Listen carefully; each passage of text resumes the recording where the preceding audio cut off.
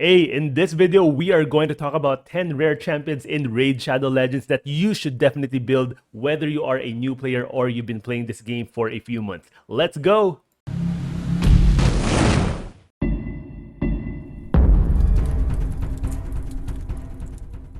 Alright, now we are not ranking these champions from 1 to 10. Instead, we are going down the champion index right here, starting with the Talarians and going down the list. Alright, first one is from the High Elves, and that is Apothecary. He's a healer and a speed booster. Definitely, I think among rares, he is the best in those two roles. First, he has a single target heal. While it is only single target, it is a huge heal, and you can book this down to a 2-turn cooldown, and this heal can be critical, so you do want to build him with 100% crit rate. He also has a speed boost right here, increase speed for all allies for 2 turns, and increases their turn meter by 15% on a 3-turn cooldown when booked. Definitely great in dungeons, arena, Doom Tower. Also has a triple hit A1, which is great for beating the shield from the Fire Knight boss. Also a very useful aura, dungeons, defense by 21%. Definitely very useful. You want to build him with a lot of speed. Don't really need to worry about his damage. He's not really a damage dealer, even though you're building him with 100% crit rate. Don't worry about crit damage. Don't worry about accuracy. Just build him with a lot of HP, defense, a lot of speed, and 100% crit rate. All right.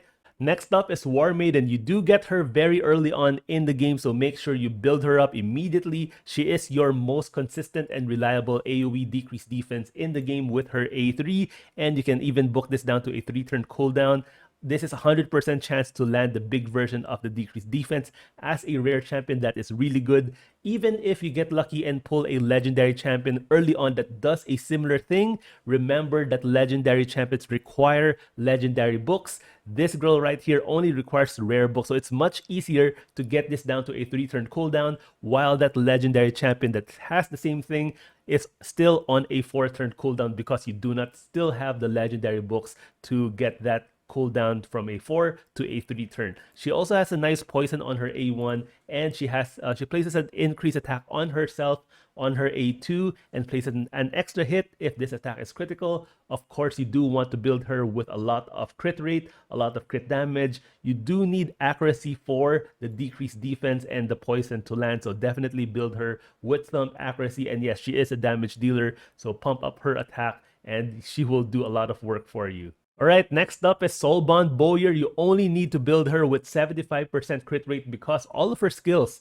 from her A1, A2, and A3 has an additional 25% chance of landing that critical hit. So yes, only 75% crit rate is needed for her, which means she's the perfect candidate for crit damage gloves to maximize your damage from Soulbind Bowyer, and also put her in a stun set because she has an AoE A1, which is great, of course, for the stun set, and she has a single target snipe on her A2 that ignores 75% of the target's defense, and a 75% chance of fully depleting the target's turn meter on her A3. You can book this up to 100%. So yeah, she is great for waves with her A1. She's great for boss fights with her A2 and A3. And of course, if you did not even get your crit rate to 75%, don't worry, because she also has an aura that increases ally crit rate in all battles by 12%, which means if you're going to put her as your leader, you only need 63% crit rate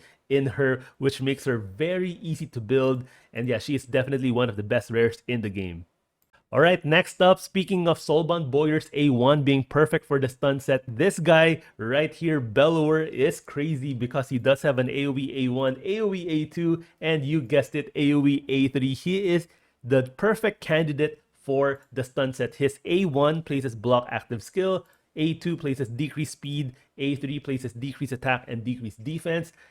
Although these 3 debuffs right here are the weak version, but you can't complain because all of these are AoE hits, so he will be landing those debuffs, landing stuns if you put him in a stun set. Also has a nice speed aura for faction crips by 15%. I'm still using my Bellower in my Faction Wars Ogren Tribes team because he is that great. Alright, now next up from the same faction, we have Gear Grinder. Now, I don't think he is in most other players' top 10 list, but I'll tell you why he is in mine. In the Ogren Tribes, he is actually the only reliable reviver in that entire faction. Now, we do have Ugo as an epic in the Ogren tribes that does a full team revive, but that is a little bit weird. She needs to be the only one that's left standing for her to do that skill. So that leaves Gear Grinder as the only reliable reviver in this entire faction. 5-turn cooldown, revive a single dead ally with 50% HP and 50% turn meter. Not bad for a rare champion, but he also is very useful for a secret room in Doom Tower that you will eventually have to do when you get there. So you'll eventually have to build him up to 60. But even in early game, when you're still not there at Doom Tower, at least you'll have a reviver, someone that does a full team heal on his A2, also places a continuous heal on himself on his A1 if this attack is critical. So you do want to build him with 100% crit rate and just build him with a lot of HP because his damage is based off of HP. So you build him very tanky and he will help keep your entire team alive with these heals and with this revive on his A3. Next up is the best rare poisoner in the game for clan boss, and that is Frozen Banshee. She is up there in terms of poison damage among epic champions in the game and even some of the legendary champions. She has a double hitter A1 that places poisons if the target is under poison sensitivity, and she does place that debuff on her A3. And if for some reason you are missing some accuracy, she has an aura that places 35 additional accuracy for all battles. Next up is Kale. Now, if you chose him as your starter champion, you're going to have to build him up to level 60 anyway. But even if you did not choose him as your starter and you managed to pull him from Shard, build him up because he's useful from arena to dungeons to clan boss, because he does have this poison on his A1, a very hard-hitting A2 AoE that increases his turn meter by 25% for each enemy killed, and a 4-hitter A3 that also places poisons, and a very flexible HP aura. I remember I still use my Kale up to, I think, stage 20 in Faction Wars because he is outplaying a lot of the epic champions that I have from the Dark Elves.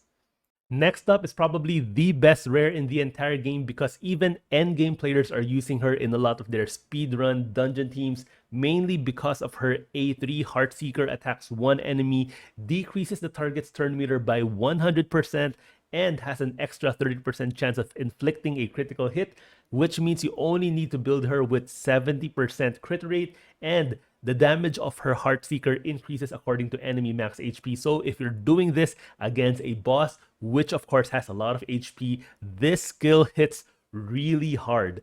Now, she also has a 4-hitter on her A1, which makes her excellent for the Fire Knight. Also places a heal reduction, which is also useful against the Fire Knight. Now, the skill that is not being talked about a lot in her kit is her A2, which is also not a bad skill. It's an AoE skill that places decreased accuracy and places a poison if the target is under heal reduction. Not a bad A2, but her A1 and her A3 Heartseeker are the highlights of her kit.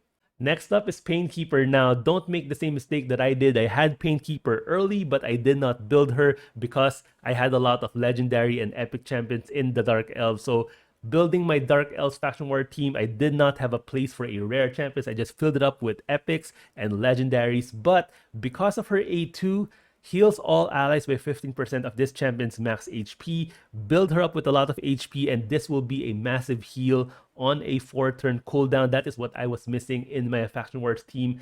This faction, the Dark Elves, does not have a lot of healing options, which makes Painkeeper that useful. Also has a nice A3, decreases the cooldown of all ally skills by 1 turn. Very cool. And also an A1 that increases her own turn meter by 10% so that she can use her A2 and A3 more often.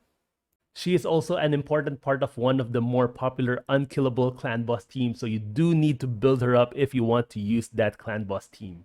And last but not least is Renegade. Now, one of the most sought after legendary champions in the game is Prince Kaimar because of his ability to completely reset the cooldown of all of your ally skills. Now, Renegade does that at the budget version. She decreases the cooldown of all ally skills by 2 turns on her A3. Now, you can use her until you get your Prince Kaimar. She enables a lot of speed runs in this game.